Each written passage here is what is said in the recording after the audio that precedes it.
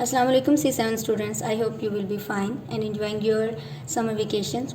Now I will tell you about how to solve your math homework. Your first question is why 0 has no multiplicative inverse.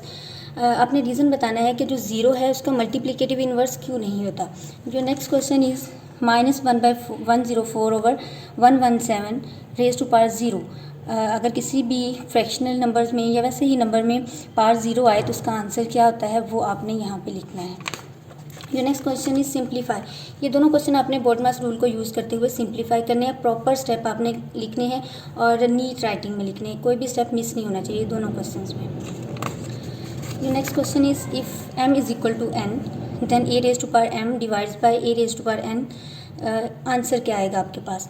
आपने इसको solve करना है कि जब m और n की वैल्यू सेम होगी तो इस जो आपको इक्वेशन दी गई है इसका आंसर क्या आएगा. आपने इसको सॉल्व करना है. Next question is in rational numbers the condition q is not equal to 0 is necessary why. Rational number की डेफिनेशन हमने पढ़ी थी कि ऐसे नंबर्स जिनको p ओवर q की फॉर्म में लिखते हैं और उसमें एक कंडीशन होती है q is not equal to 0. आपने ये रीज़न बताना है कि रेशनल नंबर्स में ये जो कंडीशन होती है ये नेसेसरी क्यों होती है. ये रीज़न के साथ आपने इसको एक्सप्लेन करना है. जो next question is one is what is another name of fraction. Fraction का सेकंड नेम क्या है वो आपने बताना है.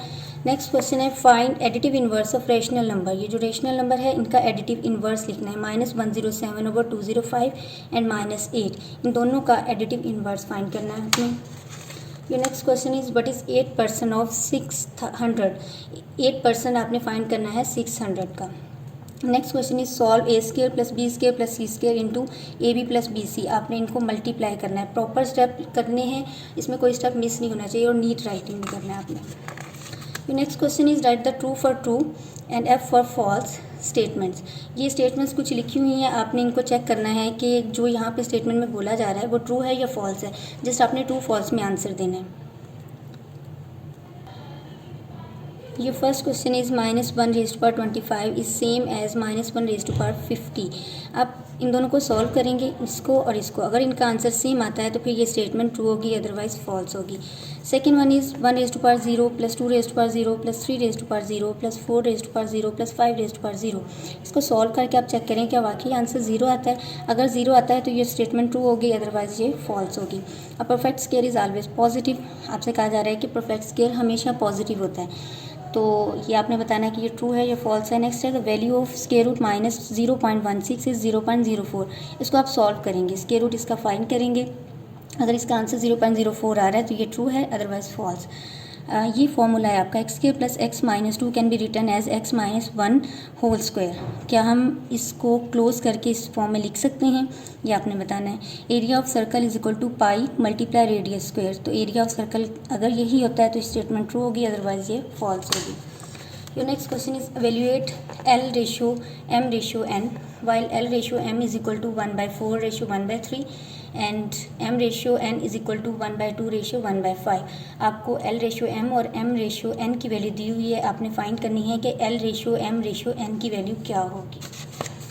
Your next question is the sum of 3 consecutive even numbers is 228. Find the numbers. आपको कंडीशन ये बताई गई है कि 3 कंसेक्यूटिव नंबर्स लेने हैं, उनका सम फाइंड करना है और वो नंबर्स इवन होने चाहिए. तो फर्स्ट 3 या कोई भी 3 कंसेक्यूटिव नंबर्स इवन नंबर्स आप ले सकते हैं. उनका सम जो है वो 228 के इक्वल आता है. पहले आप इक्वेशन बनाएंगे, उसके बाद वहाँ से वैल्यू फाइंड करके फिर वो 3 नंबर्स की वैल्यू आएगी. Your next question is construct an equilateral triangle ABC. The length of its base is 5 cm. Equilateral triangle आपको पता है कि जिसमें तीनों साइड्स की लेंथ इक्वल होती है, तो एक साइड की आपको लेंथ दे दी गई है, तो उससे आपने इसको ड्रॉ कर इसको इक्विलेटरल ट्राइंगल बनानी है और इसके कंस्ट्रक्शन स्टेप्स भी लिखने हैं. Your next question is Joe bought a car for 6,000 and paid 15% deposit. How much did he still have to pay. अब ये अमाउंट बताई हुई है, जो उसकी कॉस्ट प्राइस है वो है 6,000 और पे उसने 15% जो है इसका डिपॉजिट पे किया. आपने बताना है कि अभी उसके पास कितने परसेंट यानी कितनी अमाउंट उसके पास बाकी है वो बतानी है. वो परसेंटेज भी नहीं होगी, वो सिंपल रुपीज़ में अमाउंट आएगी. That's all.